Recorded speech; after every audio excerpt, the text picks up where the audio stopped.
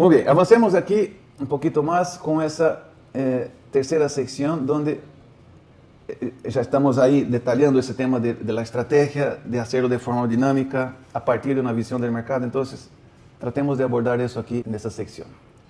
Y aquí el Canvas, ese mapa de modelo de negocio, es una herramienta muy útil.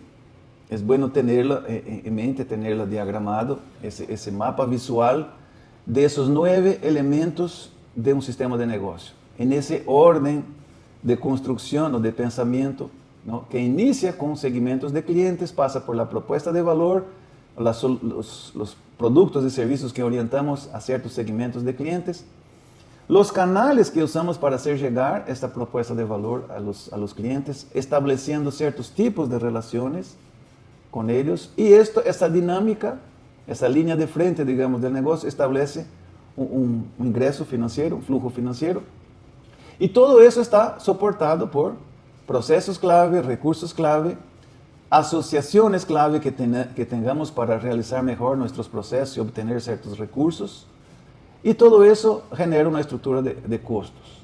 Esos son 9 elementos distintos, complementarios, que integran un sistema de negocio, y eso es bueno tenerlo ahí bien establecido en un canvas, como se dice, ¿no? Business Model Canvas. Ok. Muy bien, pero eso a su vez es que la dinámica interna de un sistema de negocio, eso está, como se dice, insertado dentro de un entorno estratégico, donde hay tendencias socioeconómicas, hay fuerzas industriales en juego, hay fuerzas macroeconómicas, hay fuerzas del mercado. Todo eso es una dinámica que tenemos que entender, porque esas cosas impactan ese sistema. No somos una isla. Una empresa es un ente social, está insertada dentro de ese entorno, ¿no? Y tenemos que entenderlo y posicionarnos estratégicamente ante eso, ¿ya? Aquí son varios factores que hay que considerar. Pero ¿cómo hacemos eso de una manera que sea sistemática? ¿Ya? Para no perdernos en las trivialidades y poder identificar ahí qué realmente es información relevante. ¿Ok? Muy bien. Entonces, aquí hay una herramienta que vengo utilizando y ha probado ser bastante útil, es sobre estos 9 componentes del Canvas, hacer un análisis FODA, pero no un análisis FODA así general en el aire, sino aterrizada, enfocada en cada uno de esos 9 elementos. Y no solo mirando el presente, sino también el futuro. Entonces, eso para que, aquí no voy a abrir, no hay tiempo de abrir todos, pero eso dejo en el material de apoyo que ustedes pueden bajar y ver cómo podría usarse ese checklist que tengo sobre cada uno de esos elementos del Canvas y su posicionamiento en ese entorno estratégico. Cómo podemos ahí identificar fortalezas, debilidades, oportunidades y amenazas. ¿Ya? Son 2 checklists que se complementan, uno mirando hacia el presente y otro hacia el futuro. Okay. Esa sería una herramienta práctica ya para empezar a perfeccionar, ¿no? Luego de haber descrito nuestro modelo de negocio, poner un ojo crítico para poder mejorar el sistema de negocio. Y esto es punto de entrada, digamos, para un proceso de reflexión más amplio, que es la planeación estratégica. Ok. ¿Cómo hacemos eso de manera sistemática, de algo que sea una práctica sobre la cual vamos construyendo y vamos perfeccionando nuestro conocimiento del mercado, de los clientes y cómo vamos guiando nuestro posicionamiento estratégico? Lo que recomiendo aquí es formalizar, estandarizar un proceso de investigación de mercado. Y aquí está un pequeño ejemplo real de un cliente mío, ¿ya? Donde implementamos esa práctica hace algunos años. Ya pasamos por varios ciclos de planeación, ¿no? de investigación de mercado, como entrada para un plan estratégico con información relevante. Entonces aquí está un diagrama de flujo de procesos, aquí está el tipo de información que se debe levantar en diferentes frentes de información: análisis general de mercado, análisis comercial, de marketing, análisis técnico, ¿no?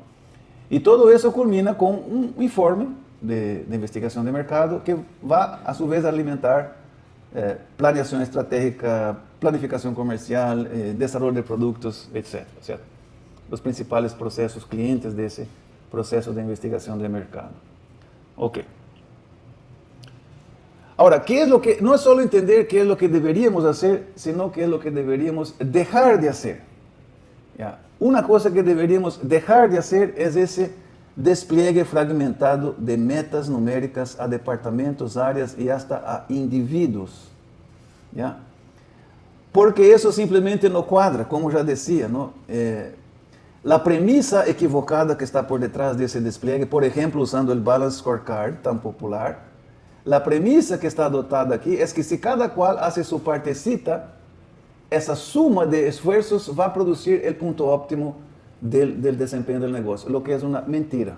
Hasta por teoría de sistemas se puede demostrar que eso no es el caso. ¿Okay?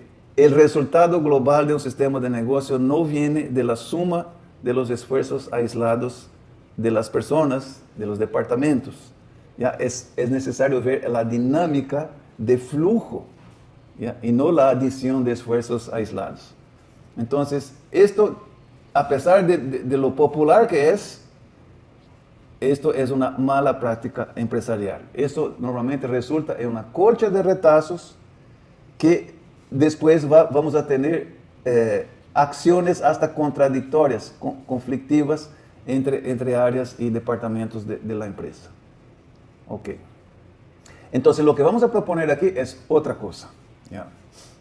Que realmente parte de una visión sistémica y aterriza esto a un plan de acción concreto, donde esas diferentes áreas y esfuerzos se integran, ¿no? Ok. Entonces, aquí, hablando de un método de planeación estratégica, ese slide resume lo siguiente. Aquí están algunos, en las filas de esa tabla, están algunos parámetros o requisitos a lo que sería un método de planeación estratégica o más ampliamente de análisis sistémico, como es el caso de un plan estratégico. Los requisitos que un buen método debería satisfacer. Por ejemplo, debe responder a cada situación específica y no venir con una solución preconcebida, un modelo enlatado al cual la empresa debe ajustarse. Debe ser una metodología que nos permite hacer un pensamiento sistémico, explorar relaciones sistémicas de causa y efecto, porque todo es interactivo, estamos hablando de un sistema de negocios. Debe proveer una técnica que nos permita darnos cuenta cuando estamos aferrados a un falso paradigma, un paradigma obsoleto, una falsa premisa. ¿Ya? Y eso no encuentras en los métodos de planeación tradicional. Y aquí vamos comparando, a medida que vamos avanzando aquí en las filas, aquí está comparación, y eso de mi experiencia, con 4 formas de hacer planeación estratégica.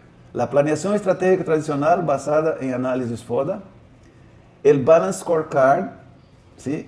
Como método de planeación estratégica, el estilo japonés de planeación que se llama Hoshinkanri, y lo que es el Thinking Process, el proceso de pensamiento sistémico de la teoría de las restricciones. ¿Ya? Entonces, aquí, siguiendo aquí nuestros requisitos de planeación, debe ser algo que establezca un foco estratégico central. No podemos dar tiros para todos lados, no podemos actuar con el mismo grado de intensidad e importancia a todos los aspectos de un sistema de negocio. Simplemente no tenemos ni tiempo ni recursos para eso. Y ni hace sentido lógico hacerlo. Necesitamos necesariamente de un enfoque estratégico, un punto neurálgico de apalancamiento de las acciones estratégicas. ¿Ya? Otra cosa, tiene que ser aterrizado en la operación. No podemos quedarnos en declaración de lindas intenciones estratégicas, ¿ya? Y dejar un abismo entre esas intenciones y el día a día de la operación. Debe ser algo práctico, operativo. Otra cosa, debe darnos elementos, debe darnos condiciones para promover, reforzar la disciplina en la ejecución. Porque es muy fácil sin disciplina organizacional que nos perdamos, que el día a día nos agobie. ¿Ya? Otro, debe haber no solo alineación, sino integración de las actividades, de los diferentes proyectos estratégicos hacia objetivos globales, hacia esa visión, ese norte, ¿no? de largo plazo. ¿Ya? Otra característica importante es que permite erradicar ese bad multitasking, la multitarea mal hecha, trabajar bajo el esquema de platos chinos que abre N cosas, ¿no? Entonces, eso también debería proporcionar ese método ideal de planeación. Y además, como último requisito, que permita con un vistazo saber cómo va el portafolio de proyectos estratégicos, o sea, practicar el control visual, no solo en la construcción del plan en sí, sino en su detalle, en su seguimiento, en la ejecución. Y aquí, eso obviamente es mi experiencia, ¿no? Con eso, aquí están estos símbolos. La bolita negra es cuando el método cumple el requisito y cumple bien.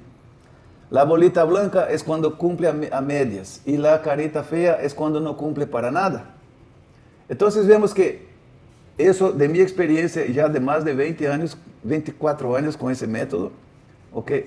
Ese thinking process que vamos a exponer aquí de manera general en una lámina, ese método de planeación es de lejos el más poderoso método disponible para análisis sistémico y particularmente planeación estratégica, ¿ya? Planeación estratégica tradicional, sí, diga, perdón. En tu experiencia, ¿cuáles son las premisas falsas y paradigmas obsoletos más comunes que has encontrado? Sí, uno fuertísimo es hay varios, ¿no? Hay varios. Inclusive, si después quiere, les paso unos videos que tengo en mi canal de YouTube, justo sobre eso, ¿no? Y ahí hablo de 4 grandes paradigmas, ¿no? Que están enchufados y muchas veces no nos damos cuenta. Pero uno de esos es eso que comentaba, el paradigma de la fragmentación. Tenemos una situación compleja y tratamos de fragmentar, afrontar esa complejidad dividiendo algo que es complejo en pequeñas partes.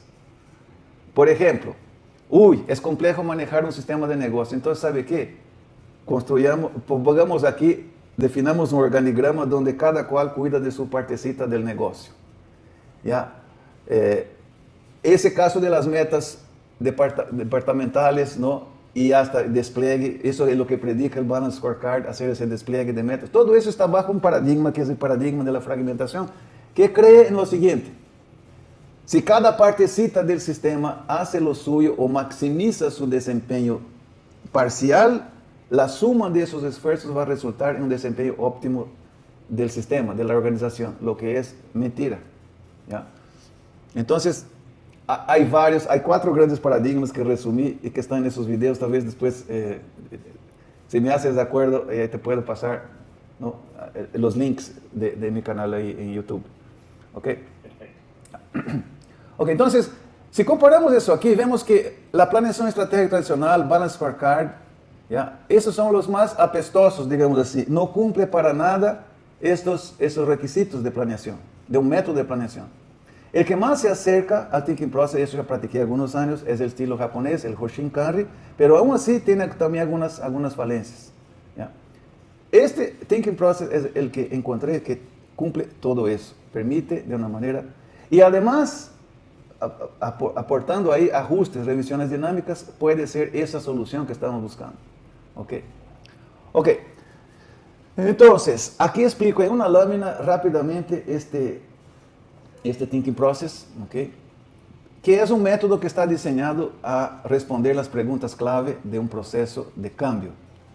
Una estrategia que nos impulse hacia la visión de largo plazo, ¿no? Es un cambio, tenemos que hacer algo diferente, es un cambio. Y ese método justo está orientado a que en el orden correcto respondamos a las preguntas de un proceso de cambio. Empezando por la primera, que es, ¿por qué cambiar? ¿Por qué queremos cambiar? Y para hacer esto, nuestro punto de partida, dato de entrada, pré-requisito previamente establecido, es ese estado ideal, ¿no? Misión, visión de largo plazo, valores, condiciones necesarias, ese cuadrito que les mostraba conceptualmente al inicio. Ese es el punto de referencia para establecer, comparando eso que queremos como estado ideal y la realidad que vivimos, levantamos y consensuamos una lista de cosas que nos desvían de ese estado ideal. Es lo que llamamos en ese método efectos indeseables. Y esa es la respuesta a la primera pregunta. ¿Por qué queremos cambiar? ¿Por qué no nos gustan esos efectos indeseables? Ese sería el equivalente de debilidades en un análisis FODA. Pero, aquí va una diferencia importante, ese método.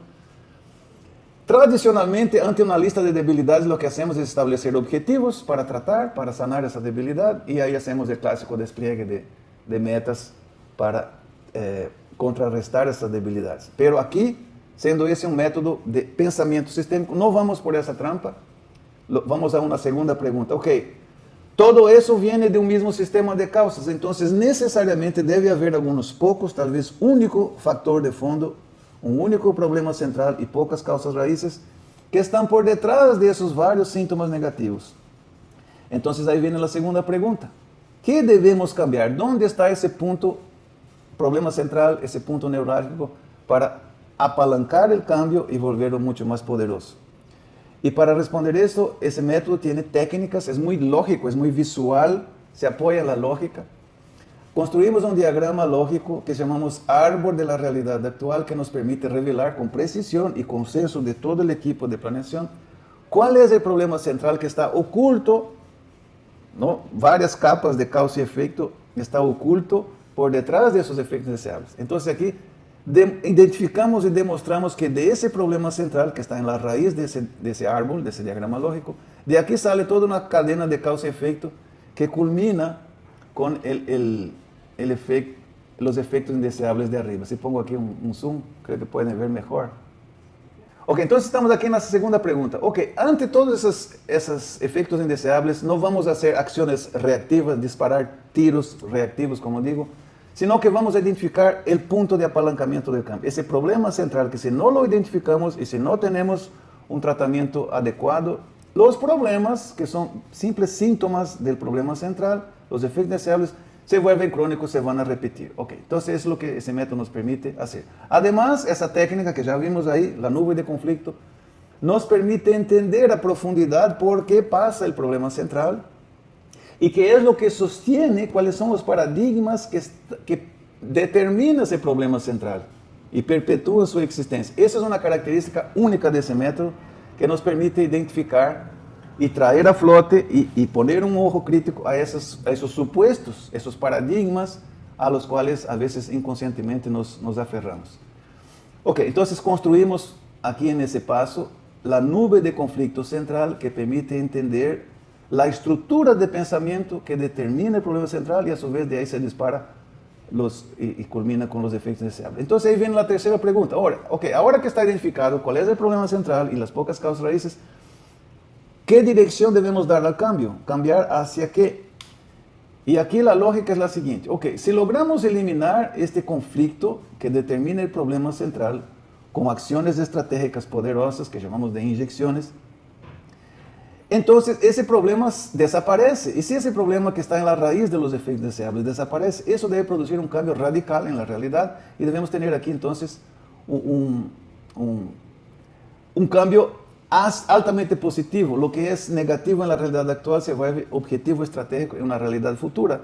Y validamos el conjunto de acciones estratégicas necesarias y suficientes para producir el mayor salto posible, el más eficaz salto hacia ese estado ideal, cerrar esas brechas, eliminando el problema central y los efectos deseables, y logrando en el camino objetivos estratégicos. Eso llamamos de árbol de la realidad futura. Validamos con rigor lógico y todo el conocimiento, experiencia e intuición del equipo de planeación.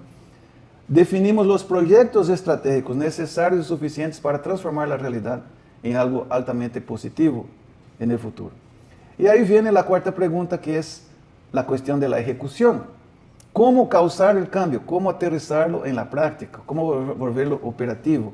¿Cómo instituir en la fase de ejecución el enfoque y la disciplina organizacional tan fundamental para tener éxito en esos esfuerzos estratégicos? Y además, cómo a lo largo de la implementación ir haciendo esos ajustes dinámicos a la ejecución del plan y tomar las decisiones y cambios que sean pertinentes. Y eso es lo que hace ese Thinking Process. Ese método vengo usando, ya son 24 años de experiencia con ese método, ya pasó de, creo que se acerca a 150 análisis estratégicos que hice usando ese método con resultados fantásticos. Que estuviésemos más tiempo, podríamos abrir aquí casos y casos de éxito aplicando ese método. Pero esa es mi recomendación metodológica para avanzar hacia esa inyección que vimos, ¿no? De tener ese plan estratégico a partir de una visión sistémica, dinámica y con un norte claro, porque de aquí nace, ¿no? Un norte estratégico, un estado ideal que se busca. Y cómo cerrar esa brecha hacia ese estado ideal. Okay. Muy bien. Aquí también, si quiere, después les paso, para tener un poquito más de detalle a los que no conocen ese método, algunos videos también que hice en mi canal de YouTube, sobre más detalles sobre ese método, lo que permite el tiempo aquí. ¿Okay? Muy bien. Esta quinta pregunta también, ya se me escapaba, también es importante, ¿no? ¿Cómo sostener lo que en ese método llamamos de PUG, o sea, la sigla viene del inglés, Process of Ongoing Improvement? Un proceso de mejora continua, pero desde ese punto de vista global, sistémico de todo el negocio. ¿Cómo instituir? Porque si fuimos felices en ese análisis y conocemos un montón, podemos identificar esas acciones estratégicas vitales, y si implementamos eso, eso va a producir una nueva realidad. En esa nueva realidad aparecen nuevos efectos deseables, pero estamos ya en otro nivel de desempeño. ¿Cómo hacer esto de manera cíclica repetitiva? Eso también hay que dar respuesta, y eso para mí la respuesta es tener un proceso sistemático de planeación estratégica donde se hace esta aplicación del método y con ciclos de revisión dinámica a lo largo del tiempo.